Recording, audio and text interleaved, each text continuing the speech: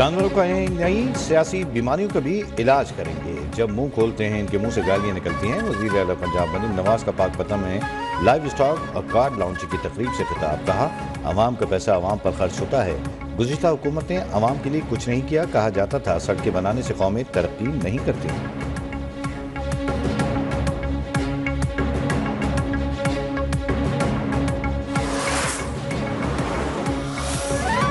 हुकूमत वाकई बाइख्तियार है तो बानी पीटीआई से मुलाकात कराए। अपोजिशन लीडर उमर अयूब की मीडिया से गुफ्तगू। कहा, बानी से मुलाकात चाहते हैं लेकिन मुलाकात नहीं कराई गई। हमें बताया गया कि मुलाकात कराना जेल मैनुअल के शामिल नहीं। हुकूमत अपनी बात से मुकर रही है। 9 मई और 26 नवंबर वाक़यात पर जुडिशल कमीशन का क़याम और कारकुनान की रिहाई हमारे बुनियादी मुतालबात हैं।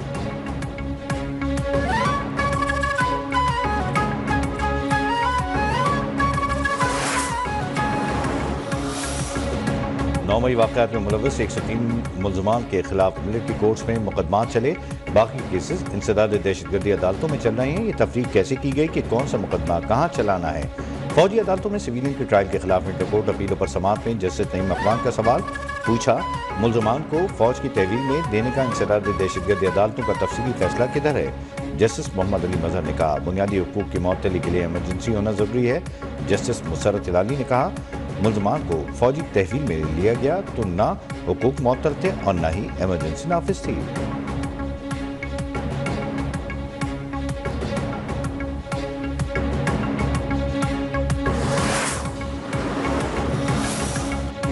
पंजाब हुकूमत की मुल्ज़मान को कैद तनहाई में रखने की तरदीद। एडिशनल एडवोकेट जनरल पंजाब ने रिपोर्ट आईनी बेंच के रूबरू पेश कर दी।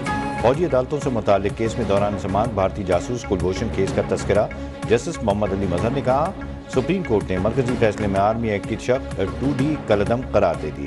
क्या अब कुलभूषण जैसे मुल्क दुश्मन का केस मिलिट्री कोर्ट्स में चल सकता है? हाजा हारिस ने जवाब दिया, सुप्रीम कोर्ट के फैसले से ये केस मिलिट्री कोर्ट्स में नहीं चल सकता।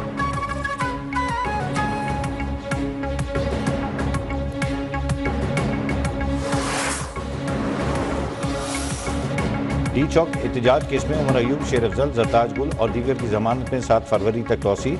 अभी तक कोई भी मुल्ज़िम शामिल तफ्तीश नहीं हुआ। प्रोसिक्यूटर का ATC इस्लामाबाद में मौक़िफ़, पुलिस यही है, अभी शामिल तफ्तीश कर ले। जरताज गुल की इस्तदा। जज अबुल हसनात जुल्करनैन ने कहा, ये थाना नहीं अदालत है।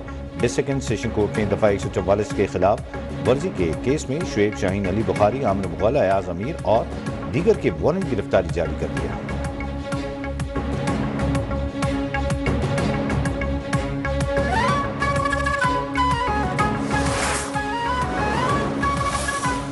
PTI के सेनेटर सैफुल्लाह अब्दू की नाअहली का रेफरेंस खारिज। इलेक्शन कमीशन ने महफूज फैसला सुना दिया। सेनेटर सैफुल्लाह अब्दू की नाअहली का रेफरेंस चेयरमैन सेनेटर यूसुफ रज़ा गिलानी ने इलेक्शन कमीशन को भिजवाया था, जिसके मुताबिक ज़ेर इल्तिवा नैब रेफरेंस के होते हुए सैफुल्लाह अब्दू टेक्निक्रेट सीट के लिए मतलूब तकाज़ों पर पूरा नहीं उतरते।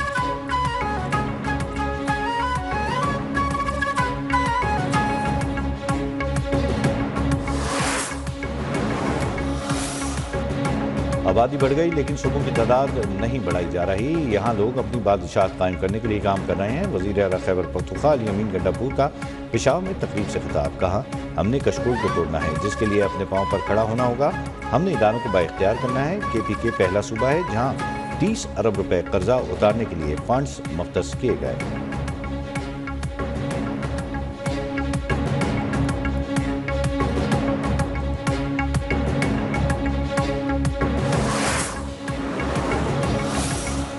कराची जलाओ गिराओ हड़तालों और भत्ते से पाक हो गया। माजी में कराची में 10-10 रोज फैक्ट्रियां बंद रही थीं, अब ऐसी सूरत हाल नहीं। हमने सरमायाकारी के लिए महफूज मुल्क है। सीनियर वजीर सिंध शर्जील इनाम मेमन का Korangi association of trade and industry के दौरे पर खिताब। कहा, शहरी इलाकों में तरक्याती मनसूबों में सबसे बड़ी रुकावट तजावुजात हैं।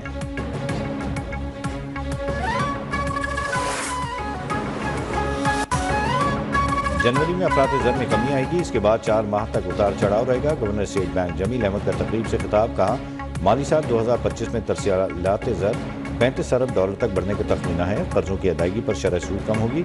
हमारा करंट अकाउंट 1.2 अरब डॉलर सरप्लस है। आज स्टेट बैंक की तरफ से इम्पोर्ट पर कोई सख्ती या पाबंदी नहीं।